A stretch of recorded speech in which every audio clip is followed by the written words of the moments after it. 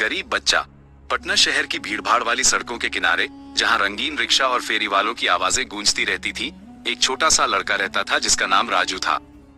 राजू की उम्र लगभग 7 वर्ष थी, लेकिन उसके छोटे से शरीर पर गरीबी और संघर्ष की गहरी छाप थी। उसके कपड़े फटे हुए और मैले थे, उसके बाल बिखरे हुए थे और उसके छोटे छोटे पैर नंगे थे, जो शहर की धूल भरी सड़कों पर चलते चलते कठोर हो गए थे। राजू एक झुग्गी बस्ती में अपनी बीमार माँ के साथ रहता था। उसके पिता, जो एक रिक्शा चालक थे, एक दुर्घटना में चल बसे थे और तब से राजू और उसकी माँ का जीवन और भी कठिन हो गया था। राजू की माँ सीता एक कमजोर और बीमार महिला थी, जो लगातार खांसी और बुखार से पीड़ित रहती थी। वो घर पर ही रहती थी और कुछ छोटे मोटे काम करके थोड़ा बहुत पैसा कमाती थी, लेकिन वो अक्सर पर्याप्त नहीं होता था। राजू जानता था कि उसे अपनी माँ की मदद करनी है। हर सुबह सूरज उगने से पहले वह अपनी झुग्गी से निकलता और शहर की सड़कों पर घूमता। वो कचरा बीनता, पुरानी बोतलें और प्लास्टिक इकट्ठा करता और उन्हें कबाड़ी वाले को बेचकर कुछ पैसे कमाता। कभी कभी वो दुकानों के सामने भीख मांगता, अपनी बड़ी बड़ी उदास आंखों से लोगों को देखता, उम्मीद करता कि कोई दयालु व्यक्ति उसे कुछ पैसे दे देगा। उसकी दिनचर्या थका देने वाली और अपमानजनक थी, लेकिन राजू कभी शिकायत नहीं करता था। वो जानता था कि उसकी माँ को उसकी जरूरत है और वह अपनी माँ के लिए कुछ भी करने को तैयार था।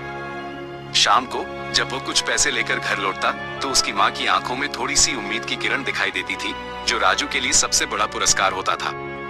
राजू पढ़ना लिखना नहीं जानता था और न ही कभी स्कूल गया था। उसकी दुनिया शहर की कठोर सड़कें और उसकी माँ का छोटा सा अंधेरा कमरा ही थी। लेकिन उसके अंदर सीखने की एक तीव्र इच्छा थी।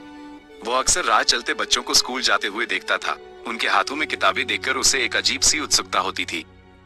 वो सोचता था कि उन किताबों में क्या लिखा होगा और क्या वो भी कभी उन्हें पढ़ पाएगा। एक दिन जब राजू कचरा बीन रहा था, उसकी नजर एक पुरानी फटी हुई किताब पर पड़ी। वो एक कहानी की किताब थी, जिसके पन्ने पीले पड़ गए थे और जिल्द फट गई थी। राजू ने किताब उठाई और उसके चित्रों को देखने लगा। उसमें रंगीन जानवर और राजकुमारों की तस्वीरें थी। राजू को वो किताब बहुत अच्छी लगी और उसने उसे अपने साथ घर ले जाने का फैसला किया। घर पहुंचकर उसने अपनी माँ को किताब दिखाई। सीता ने मुस्कुराते हुए किताब को छुआ और कहा, ये बहुत सुंदर है बेटा, काश तुम इसे पढ़ पाते।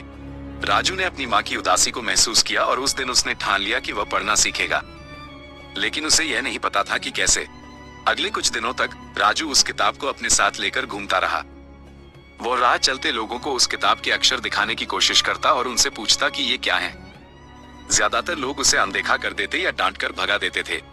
लेकिन एक दिन उसे एक बूढ़ा आदमी मिला, जो एक पार्क के बेंच पर बैठा अखबार पढ़ रहा था। राजू हिम्मत करके उस आदमी के पास गया और उसे किताब दिखाई। बाबा जी, उसने धीरे से कहा, क्या आप मुझे बता सकते हैं कि ये अक्षर क्या है? बूढ़े आदमी ने राजू को ध्यान से देखा। उसकी आंखों में गरीबी और जिज्ञासा दोनों झलक रही थी। उस आदमी का नाम गोपाल था और वह एक सेवानिवृत्त शिक्षक था। गोपाल को राजू पर दया आ गई। बेटा, गोपाल ने कहा, यह एक किताब है, क्या तुम पढ़ना सीखना चाहते हो? राजू की आंखें चमक उठी। हाँ बाबा जी, मैं बहुत पढ़ना सीखना चाहता हूँ। गोपाल मुस्कुराया। ठीक है, तो कल सुबह इसी पार्क में आना, मैं तुम्हें सिखाऊंगा। राजू की खुशी का ठिकाना नहीं रहा। वो दौड़कर घर गया और अपनी माँ को ये खुशखबरी सुनाई। सीता भी बहुत खुश हुई और उसने राजू को आशीर्वाद दिया। अगले दिन राजू सुबह जल्दी पार्क पहुंच गया। गोपाल उसका इंतजार कर रहे थे। उन्होंने राजू को अक्षर ज्ञान से शुरुआत की। गोपाल बहुत धैर्यवान थे और राजू भी सीखने के लिए बहुत उत्सुक था। हर दिन राजू कचरा बीनने के बाद पार्क जाता और गोपाल से पढ़ना सीखता। धीरे धीरे वो अक्षर पहचानने लगा और छोटे छोटे शब्द पढ़ने लगा। वो पुरानी कहानी की किताब अब उसकी सबसे प्यारी संपत्ति बन गई थी। वो हर खाली समय में उस किताब के अक्षरों को दोहराता और गोपाल से नए शब्द सीखता। उसकी मेहनत रंग लाई और कुछ ही महीनों में राजू धारा प्रवाह पढ़ना सीख गया। अब वो अपनी कहानी की किताब खुद पढ़ सकता था। वो घंटों उन कहानियों में खोया रहता, राजकुमारों और जानवरों की दुनिया में घूमता।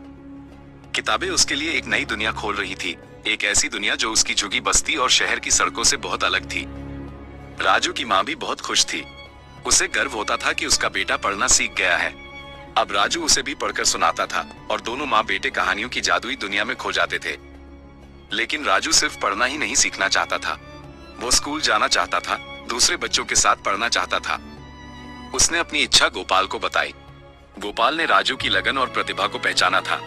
उन्होंने राजू की मदद करने का फैसला किया। गोपाल ने कुछ लोगों से बात की और राजू के लिए एक सरकारी स्कूल में दाखिला करवाने में मदद की। राजू के लिए यह एक सपने के सच होने जैसा था। वो हर दिन उत्साह से स्कूल जाता, ध्यान से पढ़ता और कड़ी मेहनत करता। उसे पढ़ने में बहुत आनंद आता था और वो हमेशा नए नए चीजें सीखने के लिए उत्सुक रहता था। स्कूल में राजू को कुछ नए दोस्त भी मिले, जिन्होंने उसकी गरीबी का कभी मजाक नहीं उड़ाया, बल्कि उसकी लगन और मेहनत का सम्मान किया। राजू ने भी कभी अपनी पिछली जिंदगी को नहीं भूला और हमेशा विनम्र और मेहनती बना रहा। समय बीतता गया और राजू एक मेधावी छात्र के रूप में उभरा। उसने अपनी कक्षा में हमेशा अच्छे अंक प्राप्त किए। उसकी कहानी शहर भर में फैल गई। एक गरीब बच्चा जिसने कचरा बीनते हुए पढ़ना सीखा और अब स्कूल में अव्वल आ रहा है। कई लोगों ने राजू की मदद के लिए हाथ बढ़ाया। कुछ लोगों ने उसे कपड़े और किताबें दी, तो कुछ ने उसकी माँ की इलाज में मदद की। राजू और उसकी माँ का जीवन धीरे धीरे बेहतर होने लगा। राजू ने कभी भी गोपाल को नहीं भूला। वो अक्सर पार्क जाता और उनसे मिलता, उनका आशीर्वाद लेता। गोपाल ने राजू को न केवल पढ़ना सिखाया था, बल्कि उसे एक नई दिशा भी दी थी। अपनी मेहनत और लगन से राजू ने अपनी गरीबी को हराया और एक सफल छात्र बना। उसने आगे पढ़ाई की और एक अच्छी नौकरी हासिल की। उसने अपनी माँ का अच्छे से ख्याल रखा और उसे कभी किसी चीज की कमी महसूस नहीं होने दी। राजू ने कभी भी अपनी जड़ों को नहीं भूला। वो अक्सर अपनी झुग्गी बस्ती जाता और वहां के गरीब बच्चों से मिलता। वो उन्हें पढ़ने के लिए प्रेरित करता और उन्हें किताबें और शिक्षा सामग्री उपलब्ध कराता। वो जानता था कि शिक्षा ही गरीबी के चक्र को तोड़ने का सबसे शक्तिशाली हथियार है। राजू की कहानी पटना शहर के गरीब बच्चों के लिए एक प्रेरणा बन गई। उसने साबित कर दिया कि अगर दिल में सच्ची लगन हो और कोई मदद करने वाला मिल जाए, तो गरीबी भी सपनों को पूरा करने से नहीं रोक सकती। राजू, जो कभी कचरा बीनकर अपनी माँ का पेट पालता था, अब एक सफल और सम्मानित व्यक्ति बन गया था, जिसने न केवल अपना जीवन बदला, बल्कि दूसरों के जीवन में भी उम्मीद की किरण जगाई थी।